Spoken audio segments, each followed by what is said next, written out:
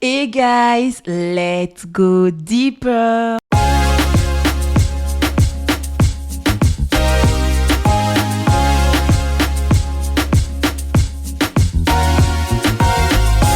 Bonjour et bienvenue. Je suis Rebecca André et je suis ravie de te retrouver dans mon podcast où la foi et l'amour de soi se rencontrent harmonieusement. Aujourd'hui, je suis honorée et ravie d'accueillir une invitée exceptionnelle. Magali Louboya, une grande sœur que je chéris énormément et que j'aime énormément. Elle est un véritable modèle de force pour moi, de résilience et d'amour. Il me tenait à cœur de te permettre d'écouter son histoire inspirante. Alors, sans plus tarder, installe-toi confortablement, ouvre ton cœur et prépare-toi à être encouragée. Alors, bonjour Magali. Bonjour Rebecca. Comment tu vas ? Ça va bien, je suis vraiment très heureuse d'être là. Moi aussi, je suis très heureuse de te recevoir dans ce podcast. Alors, Magali, est-ce que tu peux te présenter à nos auditeurs aujourd'hui afin qu'ils sachent qui tu es ? Alors, bonjour à tous nos auditeurs. Alors, je me présente en quelques mots. Je m'appelle Magali, j'ai 42 ans. Je suis mariée depuis bientôt 15 ans et le Seigneur nous a fait la grâce d'avoir trois enfants, 2 garçons et une fille. Qu'est-ce que je peux encore vous dire sur moi ? Mais je suis au Luxembourg, on a emménagé il y a plus d'une dizaine d'années, j'ai étudié la communication et là je travaille dans la finance au Luxembourg. Alors je sers aussi à l'église. Je sers à l'église avec mon mari, on est responsable de l'école du dimanche. C'est vraiment quelque chose qui nous tient à cœur. On aime beaucoup l'enseignement, allier l'enseignement avec les enfants. Je suis également dans l'équipe pastorale, je prêche à l'église et je sers le Seigneur comme je peux, de tout mon cœur. C'est vrai, Magali est une personne très active dans l'église. Une personne qui aime les enfants et qui va nous dire d'ailleurs pourquoi, parce que ça a un lien aussi avec son histoire et on va s'asseoir et l'entendre. Alors Magali, nous sommes en novembre et je sais que novembre est un mois qui évoque pour toi des souvenirs particuliers. C'est un mois qui te rappelle une expérience vécue pendant ton enfance. Et peux-tu nous expliquer un petit peu le lien avec ce mois, avec ton histoire ? Est-ce que tu peux un peu nous en parler ? Alors, c'est vrai que le mois de novembre est un mois très particulier pour moi. Lorsque je me suis présentée, j'ai peut-être oublié de vous dire que je suis d'origine salvadorienne, donc j'ai la nationalité belge, mais je suis d'origine salvadorienne. Le Salvador, c'est un tout petit pays d'Amérique centrale où on parle espagnol. Et j'ai été adoptée quand j'avais plus ou moins 1 an, 14-15 mois je pense. Et c'est en novembre, un 6 novembre plus particulièrement, que, en effet, j'ai été séparée de force par les militaires de mes parents. Parce que donc, je suis née dans les débuts des années 80 et je suis vraiment née au pic de la guerre. La guerre avait déjà commencé, mais l'année où je suis née, la guerre battait vraiment de son plein. C'était très violent, c'était une guerre qui était très violente, une guerre civile qui a fait des milliers de morts. Et c'est un 6 novembre que j'ai été séparée de force par les militaires, comme je viens de le dire. Et j'ai été déclarée orpheline de guerre. Donc lorsque vous avez perdu vos parents, qu'est-ce qui se passe ? L'État salvadorien me déclare orpheline de guerre et c'est à partir de ce moment-là que le processus d'adoption a été déclenché, que j'ai pu être adoptée par une femme extraordinaire, une Belge qui était à l'époque célibataire. Donc j'ai grandi juste, elle et moi, en Belgique. Ok, donc Magali a vécu du coup une adoption durant son enfance suite à la guerre. Et j'ai une question à te demander par rapport à ça, Magali. Comment as-tu vécu la guerre ? Parce que c'est vrai que la guerre, aujourd'hui, on l'entend, on le voit. Quand moi, j'ouvre la télé, c'est ce que je vois.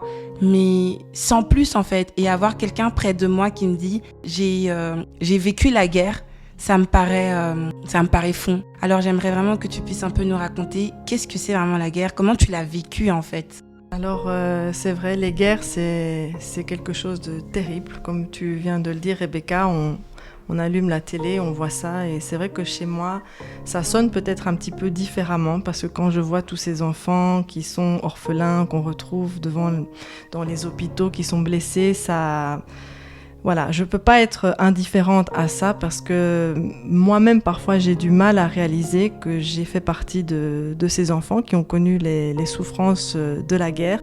Et parfois, j'ai l'impression, même comme je n'ai pas de souvenirs, parce que j'avais 1 an, je n'ai pas vraiment de souvenirs, mais il y a quelque chose en vous qui reste, je pense, qui reste en moi pour toujours. Donc c'est plutôt des réflexes, je dirais. Lorsque je suis arrivée en Belgique, eh bien, par exemple, lorsqu'il y avait des hélicoptères qui passaient, eh bien, j'avais le réflexe d'aller me cacher sous la table. C'est vraiment un réflexe. Ou lorsque, même un peu plus tard, vers 4-5 ans, lorsque on allait, je me rappelle, au 21 juillet à Bruxelles, ma maman voulait me faire plaisir, voulait aller voir les feux d'artifice, et j'étais en pleurs, je voulais même pas sortir de la voiture parce que je pense que le bruit des feux d'artifice, eh bien, ça résonnait en moi comme des bruits de coups de feu. Et comme je t'expliquais un peu plus tôt, Rebecca, pareil, le fait de rester dos à une fenêtre, j'ai encore du mal aujourd'hui à rester dos à une fenêtre. J'ai toujours parfois ce sentiment que quelqu'un va rentrer. Donc c'est pas vraiment des souvenirs en tant que tels, mais c'est plutôt des réflexes. Et en réfléchissant, lorsque je suis partie, comme mon mari est d'origine congolaise, lorsque nous sommes partis au Congo il y a quelques années, bien, je me rappelle aussi lorsqu'on était à l'aéroport, rien que d'entendre le bruit, il y a beaucoup de militaires, comme vous savez au Congo, eh bien, le bruit des bottes militaires, et je n'ai pas de souvenir, mais pourtant c'est un bruit qui me glace. Ça me glace, j'ai l'impression d'être, de rester figée à certains bruits. Et puis, bien sûr, une certaine sensibilité quand je vois des enfants dans la guerre qui sont là sans défense. C'est vraiment quelque chose qui me touche, mais c'est vraiment à l'intérieur de moi. Voilà. Waouh. C'est vrai qu'avec tout ça, c'est pas possible de ne... Même si on n'a pas de souvenir, en fait, de ne pas juste relier ce qu'on a vécu avec ce qu'on peut voir aujourd'hui. Mais ce qui est beau avec Magali, parce qu'elle a pris le temps un petit peu de me parler de son histoire, c'est que même s'il y a encore ces petites séquelles, et encore ces stress post-traumatiques, qui sont encore là, ce qui est beau, c'est qu'elle est réellement guérie. Elle est vraiment guérie, ça veut dire que même là, on va parler, elle est souriante, elle est pétillante, mais on peut pas parfois demander aux gens de faire comme s'il y avait jamais rien eu. Et ça, c'est important, c'est vrai Magali. C'est pas possible quand on se brûle, on a notre cicatrice qui est là. Et je peux comprendre que cette situation a fait que tu gardes un petit peu cette crainte et cette... voilà. Alors, j'ai encore une autre question, Magali. Comment ton histoire a-t-elle influencé ta vie d'adulte ? Parce que là, on est vraiment dans l'enfance, on est encore dans l'enfance, comment tu l'as vécu et tout ça. Mais comment cette histoire a influencé ta vie d'adulte ? Ta vie en tant que femme, tu nous as dit que tu es une femme mariée aujourd'hui et que tu es maman. Alors, comment cette histoire a eu de l'impact ou t'a influencé ? Tu peux un peu nous en dire ? Tu as parlé de cicatrice, je me permets de rebondir sur le mot cicatrice. Parce que comme tu dis, c'est vrai que le Seigneur m'a guérie. Bon, je vais y revenir un peu plus tard. Et moi qui ai vraiment eu des cicatrices dans mon corps, vous savez, lorsque la cicatrice, elle est bien faite, même si la cicatrice est bien faite, eh bien, parfois ça tiraille un petit peu. Vous voyez ? Et je pense que c'est un peu la même chose. Le Seigneur m'a réellement guéri. La cicatrice, c'est lui-même qui m'a réparé. Mais parfois, ça tire un tout petit peu parce que, voilà, il y a des choses qui vous touchent ou vous revenez en arrière, vous pensez à certaines choses. Mais c'est vrai que je peux dire que réellement, le Seigneur m'a guéri. Même si parfois, ça peut faire encore un peu mal, c'est normal. C'est une cicatrice, mais elle ne va pas se réouvrir. La plaie ne va pas se réouvrir. C'est parfois comme ça que je peux expliquer un petit peu. Le Seigneur m'a guéri, mais parfois ça peut un petit peu tirer, mais après ça passe. Mais si la cicatrice n'est pas bien faite, ça peut se réouvrir. Mais moi, dans mon cas, le Seigneur m'a vraiment fait du bien à ce niveau-là. Et pour répondre à ta question, comment est-ce que cela a influencé ma vie de femme, d'adulte, en tant que mère, d'épouse ? Eh bien, je peux dire que la première chose qui me vient à l'esprit, c'est avec ce que j'ai vécu, je ne peux pas prendre la vie comme si elle n'était rien. Parce que j'ai des enfants, je réalise la grâce que c'est de pouvoir passer une année. Parfois, on fête les anniversaires des enfants pensant que c'est acquis, mais c'est vraiment... J'ai appris en fait je réalise avec mon histoire, je réalise vraiment que la vie, elle a du prix. Que le Seigneur nous permet, il nous donne le souffle de vie et c'est vraiment un cadeau merveilleux qu'il nous fait. Et ça, c'est ce que j'ai appris parce que avoir été séparée de force de ma mère, ça a été une grande déchirure. Avoir été séparée de force de mon pays aussi, c'est une grande déchirure. Mais j'ai appris avec cette histoire à vraiment dire merci au Seigneur pour le souffle de vie qu'il me donne, parce que ça n'a pas de prix. C'est vrai que toutes les situations qu'on vit, ça a une influence. C'est pour ça que je t'ai posé cette question. Ça a vraiment une influence et l'influence que ça a aujourd'hui en tant que maman, adulte, c'est vraiment, comme j'ai compris, c'est vraiment le fait que tu prends rien pour acquis. Tu prends vraiment les choses avec toute son importance parce que c'est une grâce déjà que tu puisses les vivre. Et je comprends totalement.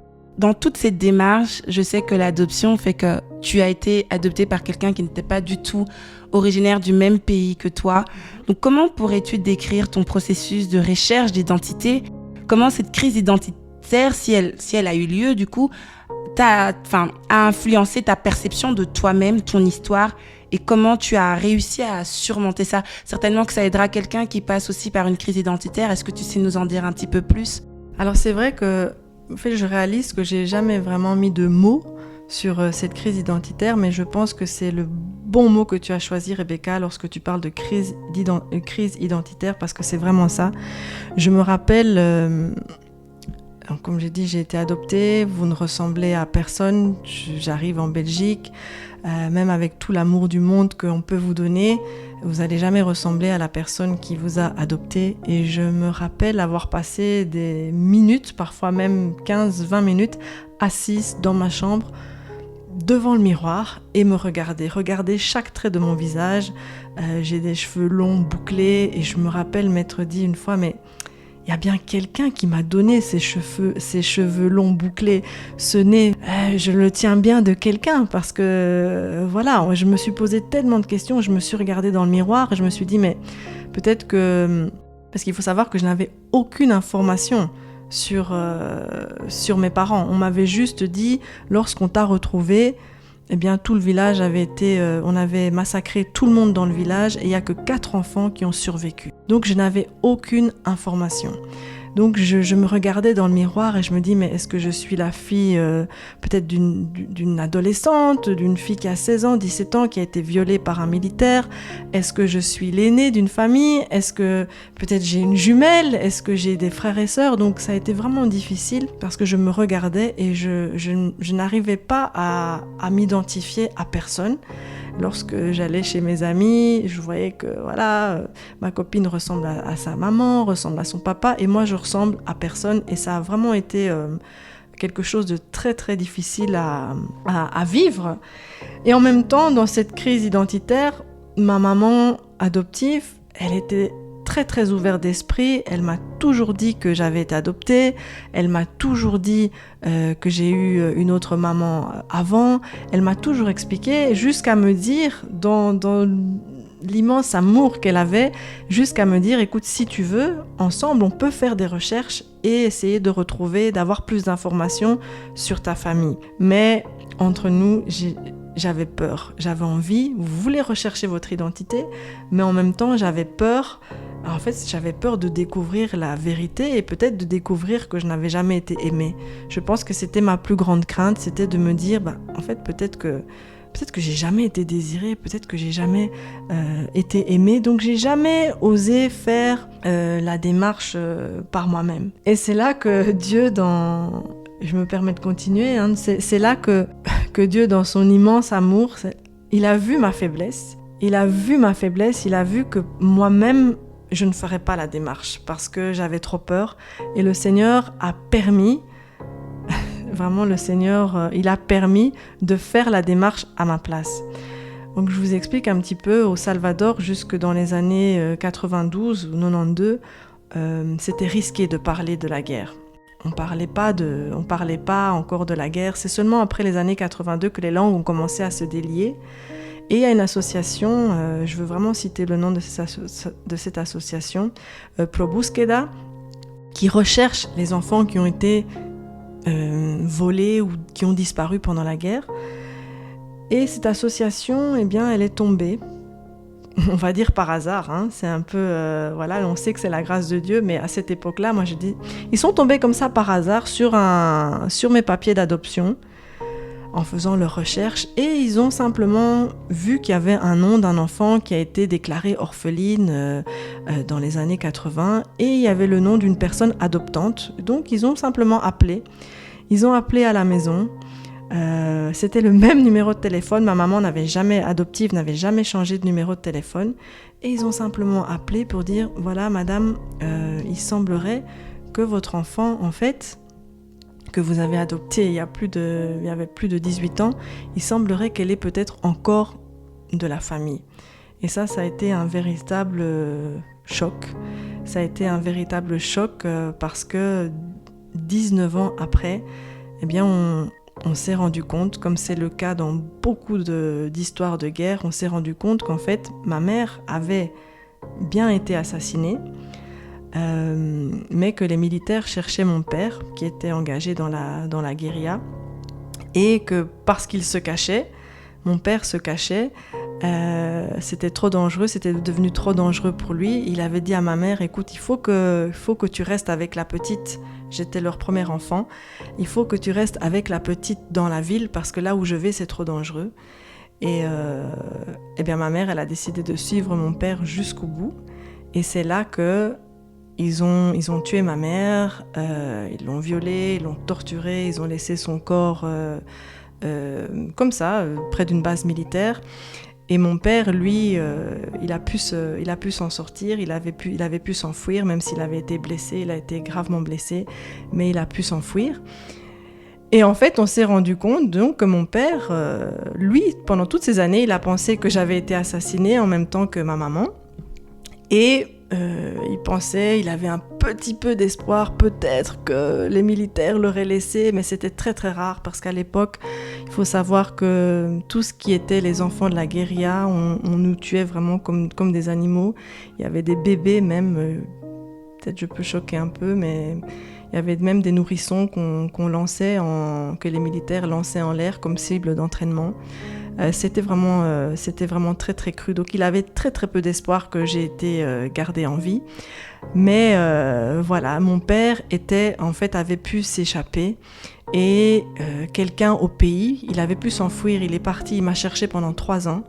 Et puis ne me trouvant pas, il est parti comme réfugié politique aux États-Unis. Et là, quelqu'un lui a dit, mais tu sais que cette association Pro Búsqueda, elle recherche des enfants, peut-être que ta fille est encore en vie.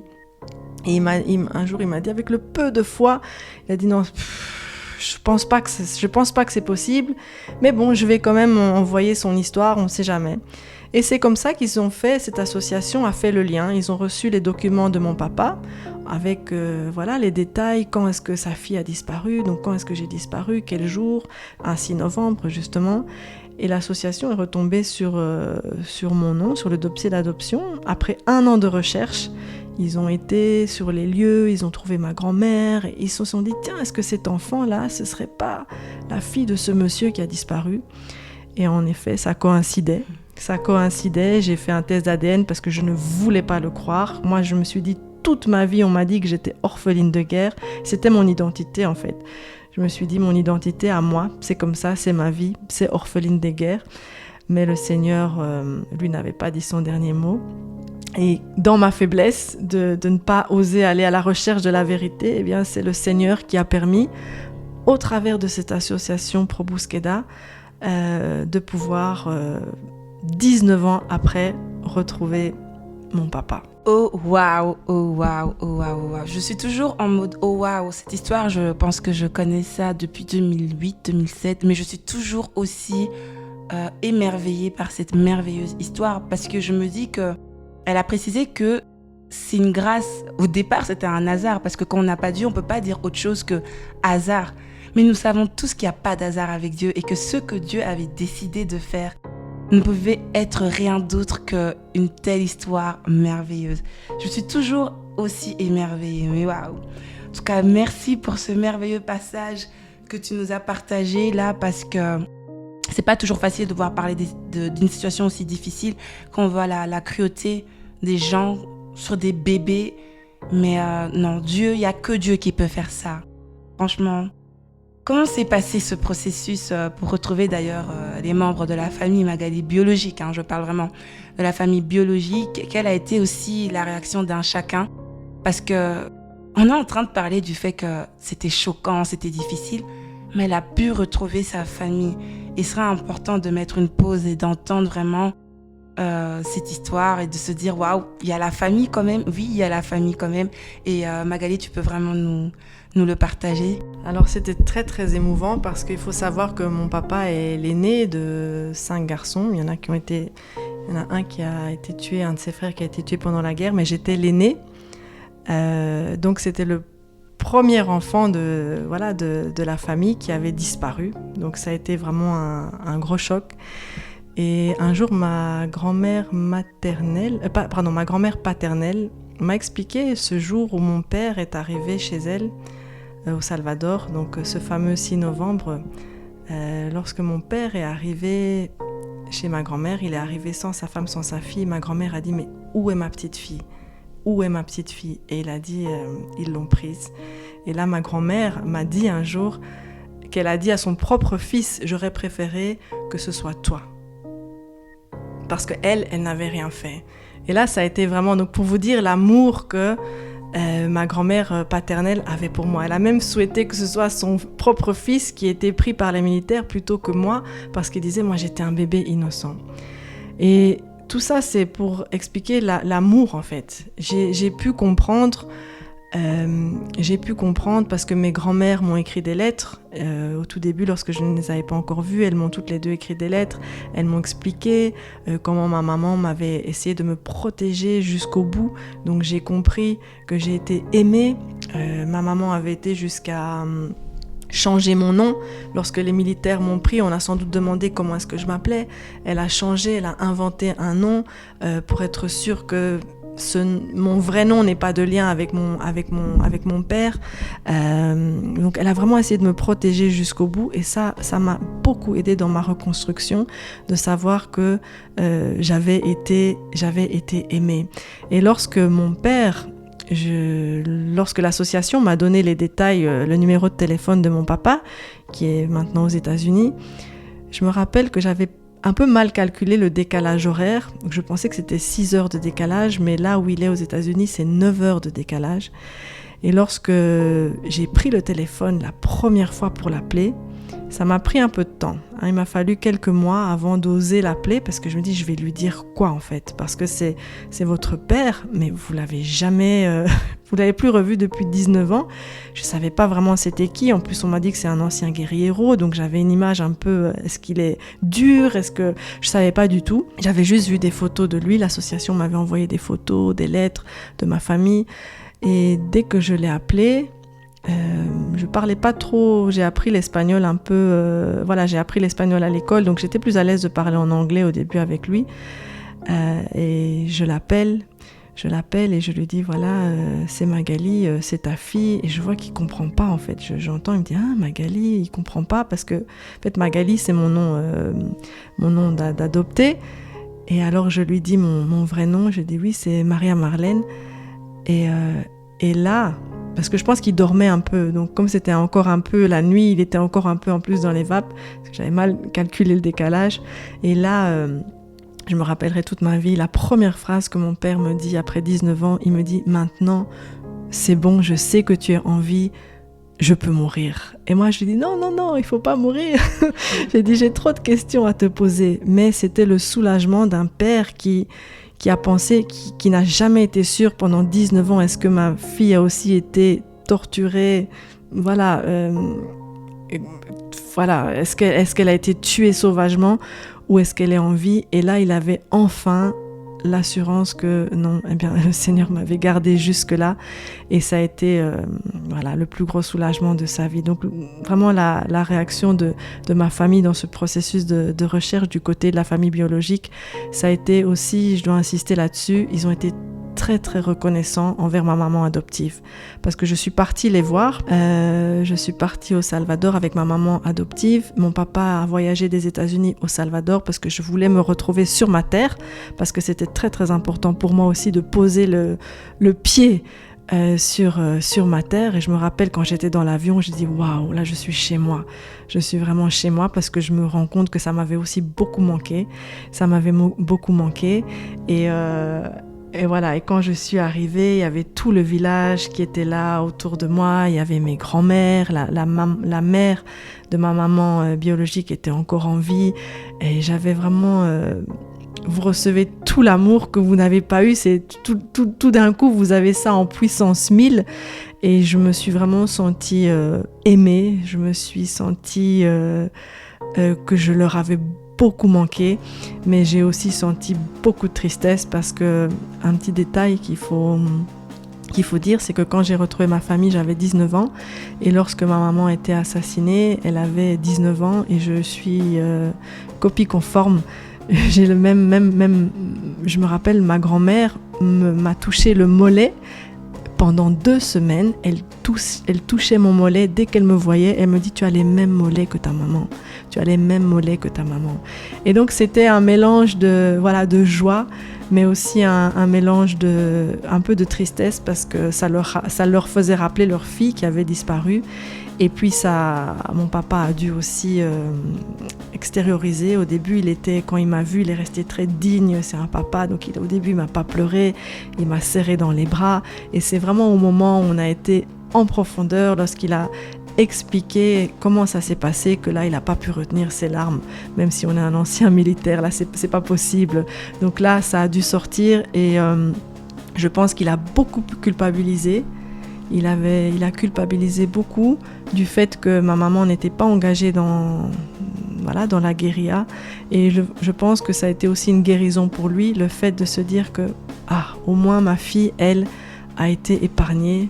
C'est vrai, je me suis battue, mais ma femme n'a pas pu rester en vie, mais au moins ma fille est en vie et je pense que ça l'a aussi aidé lui-même dans son processus de guérison. Mais dans cette recherche d'identité, c'est vraiment, j'ai ressenti beaucoup d'amour. J'avais vraiment un besoin d'amour, un besoin de savoir que j'avais été désirée, que j'avais été aimée. Et ça m'a beaucoup aidée. Et ce que je peux pas ne pas dire ça parce que ça a été tellement important. Ma famille biologique a été tellement reconnaissante envers ce que ma maman avait fait. Il a dit, madame, ils étaient là, ils l'ont accueillie à bras ouverts comme si elle était de la famille. Ils lui ont dit vraiment merci d'avoir pris soin de notre fille, en fait. Et ça, faut vraiment le souligner parce que les deux familles, la réunion des deux familles s'est vraiment bien passée. Waouh, c'est vrai que souvent on dit cette expression, Magali, qu'il n'y a rien de mieux que d'être chez soi, avec sa famille. Donc déjà, je suis très contente de voir que les retrouvailles se sont passées comme tu le voulais. Du moins, peut-être pas comme tu le voulais, parce que ce qu'on veut, c'est avoir tout. Mais les retrouvailles se sont passées vraiment de la manière dont Dieu le voulait. Et ça t'a permis de pouvoir reconstruire le puzzle qui manquait des morceaux, d'ailleurs. Donc du coup, je suis très, très, très contente de voir que les retrouvailles se sont très bien passées, que tu as ton papa aujourd'hui, qu'il vit aujourd'hui et qu'il est aux États-Unis, mais qu'il y a toujours ce contact. Franchement, toute personne qui est en train de nous écouter, ils se disent, mais waouh, j'avais jamais entendu parler de la guerre, j'avais jamais entendu parler de l'adoption. Et en fait, l'histoire de Magali dans ce podcast, c'est vraiment pour vous permettre de réaliser que ça existe, que ce n'est pas juste à la télé ni dans les journaux, mais que c'est parfois tout près de nous et qu'on ne s'en rend juste pas compte. Et nous qui avons nos parents, parfois on ne se rend pas compte de la grâce et la chance que nous avons. Et vraiment, dans ce premier épisode, je voudrais encourager quelqu'un de faire une pause, comme j'aime beaucoup le dire dans ce podcast, et de juste réaliser, j'ai papa, j'ai maman, il n'y a rien de mieux Parce que en dépit du fait qu'elle n'avait pas sa maman, je suis certaine, le fait d'avoir son papa, le fait de voir sa grande-maman, et aussi elle continuera dans le prochain épisode à nous expliquer vraiment qui elle a encore pu voir. Mais rien que ça, tu te sens couverte, tu te sens protégée, tu te sens aimée. Et ça, c'est aussi quelque chose qui est beau. Oui. Parce que voilà, Magali nous a vraiment expliqué que sa maman l'a protégée du début à la fin. Et je vais rajouter ça dans ce podcast pour juste dire que lors de notre discussion, je voyais une femme guerrière qui se battait. Et il y a eu plein de propositions on disait, garde, laisse l'enfant en fait. Non, elle voulait allaiter son enfant jusqu'au bout. Elle voulait la garder près d'elle.